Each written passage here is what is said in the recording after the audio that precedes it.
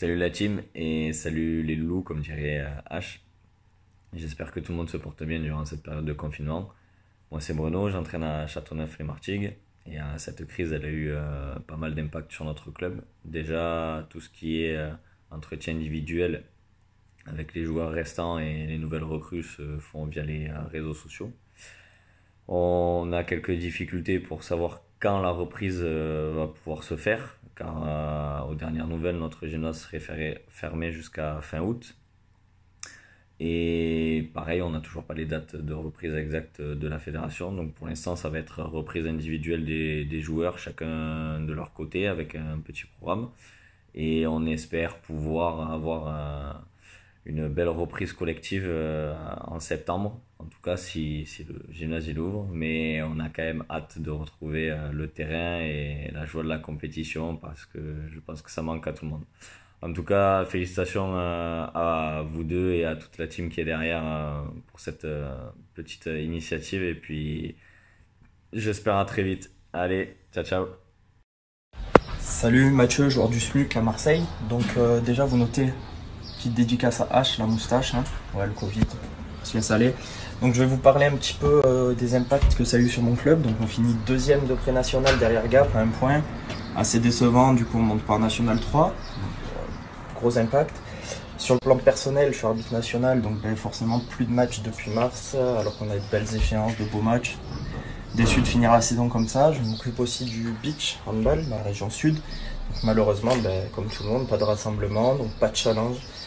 C'est fort dommage. On espère pouvoir pratiquer quand même un petit peu en juillet. Et on attend. C'est vraiment très flou concernant le déconfinement. Une chose est sûre, c'est que ce soit avec les gars de l'équipe ou tous les amis de John, on se retrouvera après, après cette crise sanitaire qui nous a touchés. C'est beau. Sur ce, bonne journée à tous. Bonjour à tous, je me présente, moi c'est Mélina, je viens de l'assaut handball à Albertville dans le 73. Je voulais dans un premier temps remercier l'équipe de Barjo qui fait entraîneur parce que ce que vous faites c'est vraiment génial. Ensuite je voulais faire un coucou à mon pote Romain qui pour les 2 mois à venir est encore mon collègue avant de quitter le club. Et puis faire un coucou à tous nos licenciés, toutes les personnes qui font que l'assaut handball aujourd'hui existe, que ce soit les bénévoles, les organisateurs, les dirigeants, les salariés, enfin voilà. Donc gros bisous à vous tous et prenez soin de vous. Et enfin, une question pour vous chez Entraîneur. Aujourd'hui, je pense qu'on n'est pas le seul club, mais on fait souvent face à des difficultés qui sont celles de trouver des bénévoles pour nous aider à tenir nos futurs projets. Et je voulais savoir si vous aviez peut-être une astuce ou des conseils à nous donner pour pouvoir trouver des bénévoles et du coup renouveler les personnes qui sont déjà à nos côtés pour pas qu'ils s'épuisent justement. Allez, gros bisous à vous et merci de votre réponse. Ciao! Bonjour, je m'appelle Rocío Gómez, je suis chilienne, j'ai 21 ans. Je suis joueuse de l'équipe nationale du Chili et joueuse du club SHBC La Motte sur Volex de National A. Et bon, pour nous, ça fait un bon moment déjà que la saison est finie. Même pour les entraînements, je pense qu'on ne va pas pouvoir reprendre avant la prépa de la saison prochaine. Mais il n'y a pas une vision trop claire encore.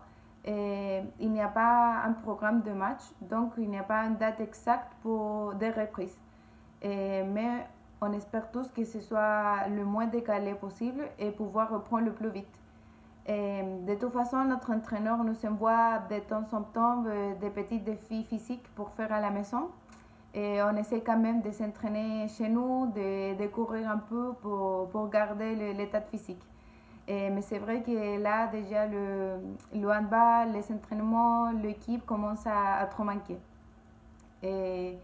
Et bon, personnellement, le confinement et cette situation du Covid-19 a été un peu compliqué parce que je suis coincée ici à plus de 10 000 km de ma famille. Donc, c'est pas facile. Je suis un peu inquiète de si quelque chose arrive là-bas ou même à moi-même. Et on est trop loin, mais bon, malheureusement, la situation est comme ça. Je n'ai pas pu voyager. Et de toute façon, on reste en contact tous les jours. Je sais qu'ils vont bien et ça me laisse plus tranquille. Et en plus, j'essaye de faire des choses pendant la journée, de m'entraîner à la maison, de lire un peu. Comme ça, les jours passent plus vite. Et Et voilà, et bon courage à tous. Et il reste moins du début, donc je pense qu'il faut rester positif parce que cette épidémie va passer. Et voilà, bon courage et ciao.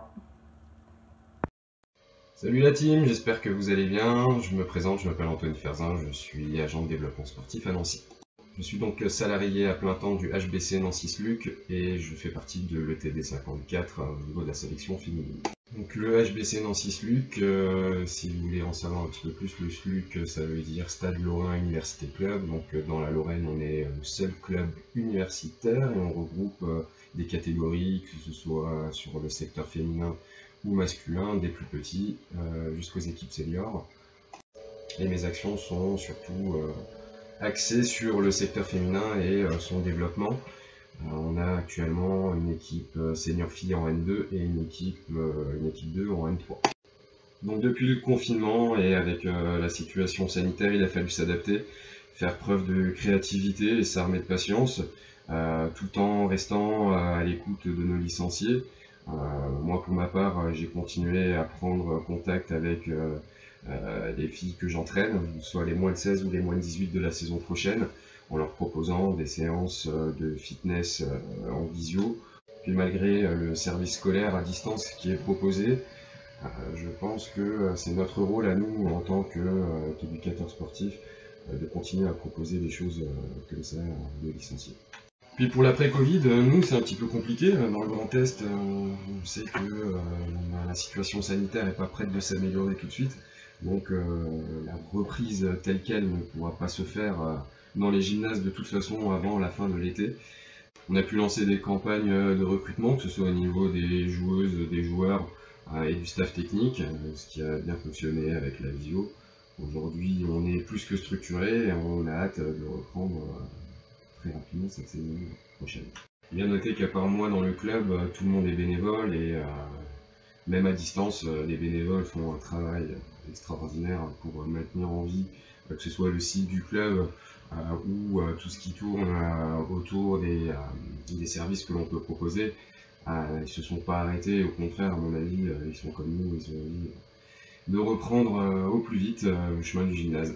Alors la question que j'aimerais poser aux auditeurs, c'est dans la même situation que moi, mais que faites-vous en fait dans vos clubs pour vous projeter à N+1, à essayer de construire des projets, que ce soit des stages, des tournois, des voyages, sans spéculer auprès des parents et en gardant toujours ce contrat de confiance avec eux et en essayant vraiment au mieux de l'adapter. Et ma question un peu plus technique qui s'adresse du coup à toute la team serait la suivante. Pour vous, qu'est-ce qu'un bon gardien de but? Voilà, c'est une question qui m'intéresse beaucoup et en même temps je pose une petite dédicace à Vincent Volta qui est CTF chez nous dans le 54 et qui aime bien poser ce genre de questions et qui à mon avis sera d'accord pour y répondre prochainement sur votre site. Au-delà de ça, je passe aussi une dédicace à Romain que vous supportez et je vous tire mon chapeau déjà pour ce que vous faites et par les temps qui courent et surtout pour supporter Romain avec qui j'ai passé le super moment au campus à Brunerie lorsqu'on passait le DEGEPS à Voiron. Et je termine par faire de gros bisous à Didier, il se reconnaîtra aussi. Et je vous dis à bientôt. Ciao ciao. Salut la team, salut les enragés, j'espère que vous vous portez bien. Les premiers mots que je vais avoir, c'est une grosse pensée déjà à toutes les familles, toutes les entreprises, tous les clubs qui ont vécu ou qui vivent actuellement des difficultés. Donc une grosse pensée pour vous. Tenez le coup, on entrevoit une légère ouverture vers des horizons bien plus positifs. Donc voilà, gardons le cap et continuons les gestes barrières. Ça va être hyper important pour la suite et la reprise de notre passion et de notre activité. Alors, comment le club s'est structuré pendant le confinement? En plusieurs phases. Une première où on a continué à communiquer avec nos licenciés par la newsletter interne du club, les différents réseaux sociaux.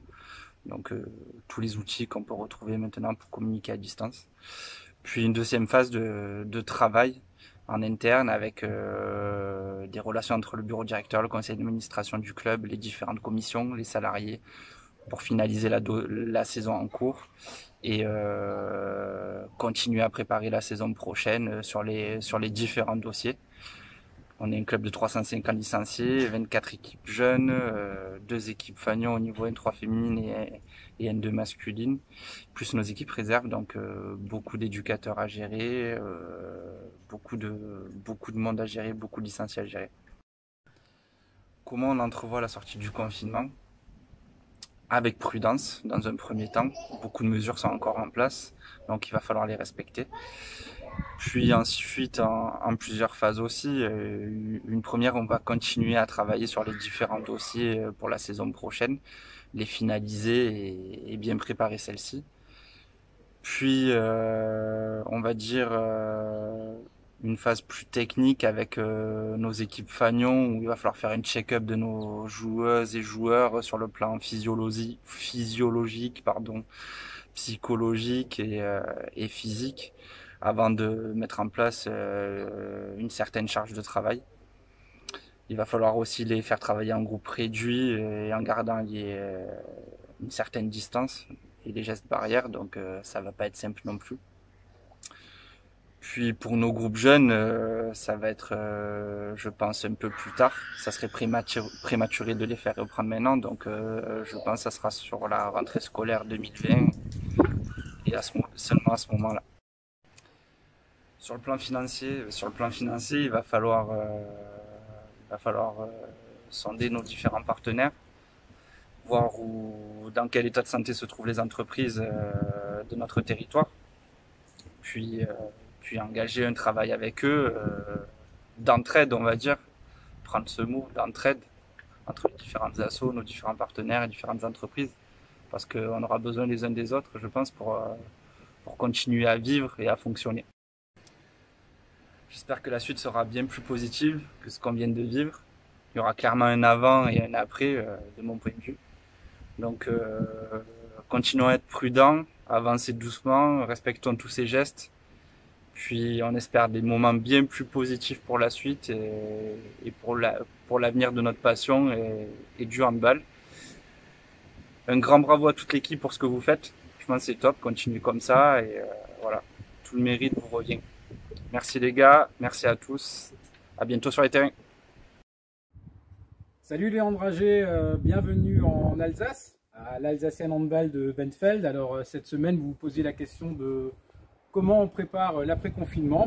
Vous le voyez, on imagine déjà quelques ateliers de reprise pour nos futurs joueurs. On travaille aussi déjà sur les prochaines séances d'entraînement grâce à ce cahier. On peut retrouver plein de mines d'or.